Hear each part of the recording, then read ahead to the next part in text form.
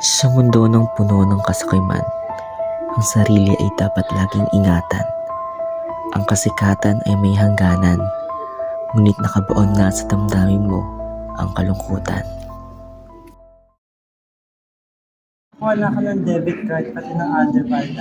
Hindi ka ba meron nakakuha na? Saan mo nakuha yan? Madali lang ito makuha, like mag-apply ka lang sa SM, gano'n. If you want, masasamahan kita sa sunod na araw. Wait lang, i-post ko lang ito sa IG. Get my first ID.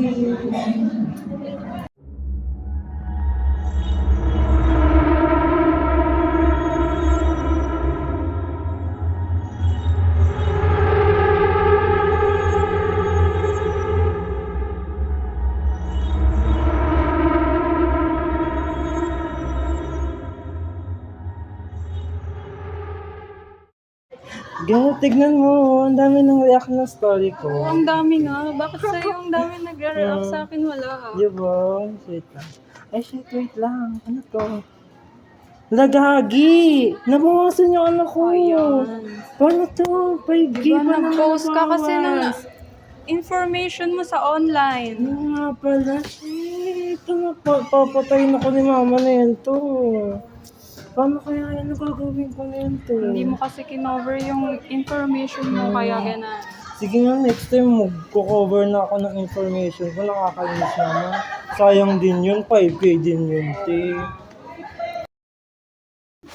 Hindi lahat ng bagay ay nararapat ilahad dahil hindi natin alam ang magiging istorya ng ating mga palad. Delikado ang mundo, kaya dapat tayo mag-isip ng buo. Ang socials ay punong-puno ng manloloko, kaya dapat mag-isip kung ayaw mong magsisi sa dulo. Pero kahit